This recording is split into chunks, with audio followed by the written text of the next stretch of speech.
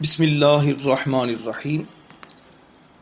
خلاصۃ النحو کے آج کے لیکچر میں ہم تدریس کا طریقہ انشاءاللہ سنیں گے۔ خلاصۃ النحو پڑھانے کا طریقہ کیا ہونا چاہیے؟ اگر آپ اس طریقے کے مطابق خلاصۃ النحو کو پڑھائیں گے تو مجھے امید ہے کہ آپ بہت اچھے انداز میں خلاصۃ النحو کی تدریس کر سکیں گے اور طلباء کو اس سے بہت سے فوائد حاصل ہوں گے، اور آپ کے لیے بھی آسانی ہوگی کہ طلباء کو آسانی کے ساتھ سمجھ آ جائے گی۔ طلباء کو ابتداءً مقدمہ اور اصطلاحات یاد کروا دیجئے۔ اصطلاحات بھی شروع میں دی گئی ہیں اور مقدمہ بھی شروع میں دیا گیا ہے، تو اسے اچھی طرح ذہن نشین کروائیں اور یاد کروائیں۔ طلباء کو یاد ہونا چاہیے۔ درس اول میں یعنی پہلے سبق میں لفظ اور اس کی اقسام و امثلہ یعنی اس کی جو مثالیں ہیں، کتاب میں پڑھانے سے پہلے کتاب کی روشنی میں یا تو زبانی انہیں سمجھا دیں یا بورڈ کی یعنی وائٹ بورڈ یا بلیک بورڈ جو بھی آپ استعمال کرتے ہیں اس کے مدد سے آپ انہیں سمجھا دیں۔ سمجھانے کے بعد آپ کتاب سے پڑھائیں۔ ایک بات یاد رکھیے کہ زبانی تقریر آپ کی جس قدر کتابی الفاظ اور معنی کے جو کتاب میں جو معنی وغیرہ بیان کیے گئے ہیں اس کے قریب ہوگی، اسی قدر کتاب پڑھانے اور اسے ان قواعد کو جو آپ نے زبانی بیان کیے ہیں اسے منطبق کرنے میں آپ کو سہولت رہے گی۔ یہ جو بات ہے یہ آپ دیگر جو کتابیں پڑھاتے ہیں اس میں بھی آپ کے لیے انشاءاللہ بہت زیادہ مفید ہوگی۔ اگر طلباء کو زبانی اپنے انداز میں کچھ باتیں پہلے سے سبق کے بارے میں سمجھا دی جائیں تو پھر جب آپ عربی عبارت پڑھتے ہیں یا اس علم کے بارے میں یا اس کتاب سے متعلقہ سبق پڑھتے ہیں تو طلباء کو بہت اچھے انداز میں وہ سبق سمجھ میں آ جاتا ہے اور بہت جلدی سمجھ میں آ جاتا ہے۔ اچھا، خلاصۃ النحو میں مرکب کی جو اقسام ہیں ان کا بیان صرف ایک تعارف کے طور پر ہے، تمہید کے طور پر ہے، تو ابتدائی طور پر آنے والے جو طلباء ہیں انہیں اسی انداز پر انہیں پڑھایا جائے۔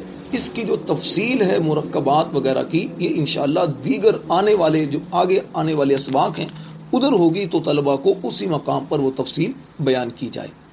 اسی طرح طلباء کو اس بات کا پابند کیا جائے کہ تمام جو تمارین ہیں جو تمام مشقیں ہیں وہ اپنی کاپی یا رجسٹر پر لازمی طور پر حل کر کے آئیں۔ اس کا طریقہ یہ ہو کہ سب سے پہلے شروع کے جو چند اسباق ہیں آپ انہیں حل کرنے کا طریقہ بھی سمجھا دیں۔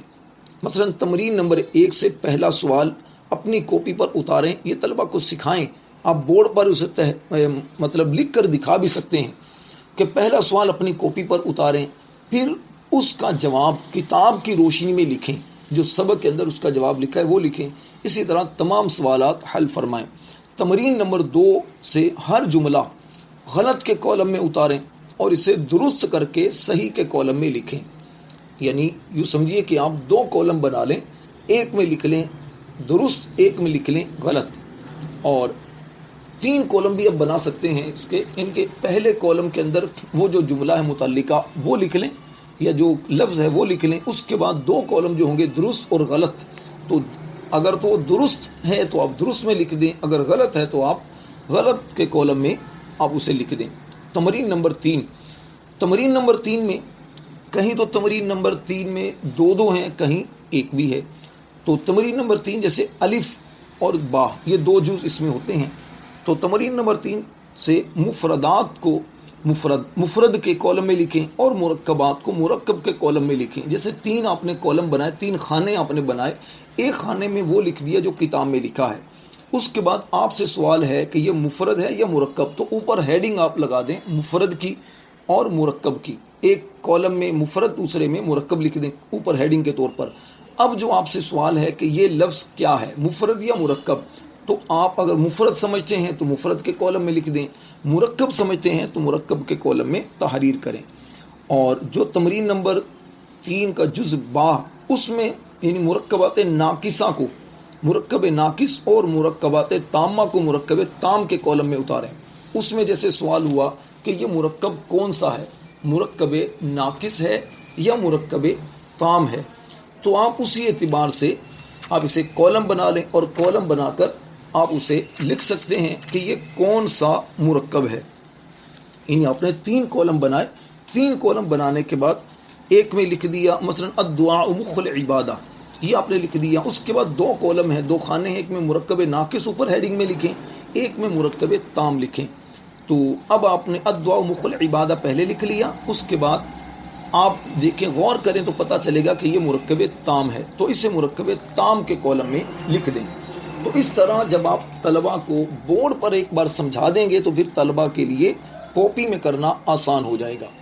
اچھا، درس ثانی سے آخر تک تمام جو دروس ہیں اس میں پہلے نمبر پر جو بتایا گیا جو اسلوب آپ کو بھی بیان کیا، اسے برقرار رکھیں اور ہر درس کی تمرین، ہر تمرین کے لیے اسی طریقے پر کالم بنائیں، خانے بنائیں اور طلبہ سے مشق کو حل کروائیں اور پھر اس کی تفتیش بھی کریں، اگلے دن کاپی کو چیک بھی کریں، جہاں جہاں غلطی ہو تو آپ اس کی اصلاح بھی کریں۔ بہترین طریقہ تو یہ ہوتا ہے اب تمام ہی طلبہ کی کاپی چیک کریں، اور اگر کسی دن ایسا وقت نہ ملے تو یوں بھی کیا جا سکتا ہے کہ آپ ایک کاپی لے لیں، تو آپ اس کاپی کو دیکھ کر یا کتاب کی تمرین آپ کے سامنے ہوگی، آپ وہ پڑھ کر سناتے رہیں اور طلبہ کے پاس جو غلطیاں ہوں طلبہ اس غلطی کی اصلاح کرتے رہیں، ان کو سمجھا دیا جائے کہ دیکھو یہاں پر مرکب تام ہے، اب جس نے مرکب ناقص لکھا ہو تو وہ درست کر لے کہ یہ مرکب تام ہے۔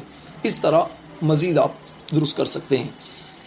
اچھا، ایک بات یاد رکھیے کہ خلاصۃ النحو کے سبق نمبر 12 میں اسم معرب اور اسم مبنی کی تعریف ذکر کی گئی ہے، اس لیے اس میں اسم کا لفظ جو ماخوذ ہے، اور سبق نمبر 13 جو ہے خلاصۃ النحو کا، اس میں مطلق معرب اور مبنی کی اقسام بیان کی گئی ہیں، جو اسم، فعل اور حرف بلکہ جملے کو بھی شامل ہے، اس لیے ان کی تعریف میں لفظ لیا گیا ہے۔ تو آپ پریشان نہ ہوں کہ سبق نمبر 12 میں تو اسم معرب کہا جا رہا ہے اور سبق نمبر 13 میں مطلق معرب کہا جا رہا ہے، تو اس کی وجہ آپ کے سامنے بیان کی گئی کہ مطلق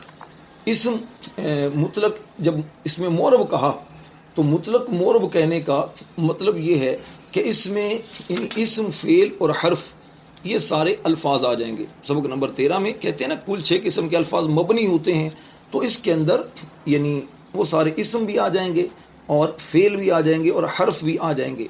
اور سبق نمبر 12 میں اگر آپ غور کریں گے، سبق نمبر 12 میں اسم کی یعنی کہ معرب اور مبنی کی جو قسمیں بیان کی گئی ہیں وہ اسم کے اعتبار سے، یعنی اسم معرب اور اسم مبنی، اس میں یہ بہرحال چیزیں بیان کی گئی، اسے ذہن نشین رکھیے گا۔ ایک بات اور یاد رکھیں کہ خلاصۃ النحو میں تقریباً وہ تمام ہی بنیادی باتیں ذکر کی گئی ہیں جو عبارت پڑھنے اور سمجھنے کے لیے ضروری اور ایک حد تک طلبہ کے لیے کافی ہیں۔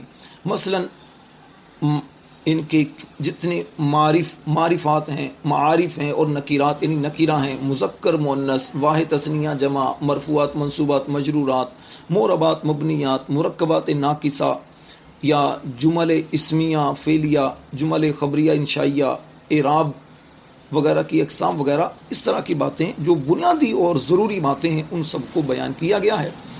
تو اب اساتذہ کے لیے ضروری چیز وہ یہ ہے کہ ہر سبق کے بعد اس کا بھرپور اجرا جاری رکھا جائے، اور جیسے جیسے سبق آگے بڑھے اسے مطلب اجرا کو مضبوطی کے ساتھ رکھا جائے۔ ہوتا ہے کہ چند دن تو اساتذہ اجرا کرواتے ہیں، اس کے بعد پھر سستی کی جاتی ہے۔ الحمدللہ جامعۃ المدینہ میں اسی وجہ سے خلاصۃ النحو کے 2 پیریڈ ہوتے ہیں، ایک پیریڈ کے اندر سبق بیان کیا جاتا ہے اور دوسرے پیریڈ میں جو خلاصۃ النحو کی تمارین ہیں، مشقیں ہیں، وہ حل کی جاتی ہیں۔ خلاصۃ النحو میں ہر سبق کے بعد 3 مشقیں ہیں جنہیں تمرین اول، تمرین ثانی اور تمرین ثالث کے ساتھ بیان کیا جاتا ہے۔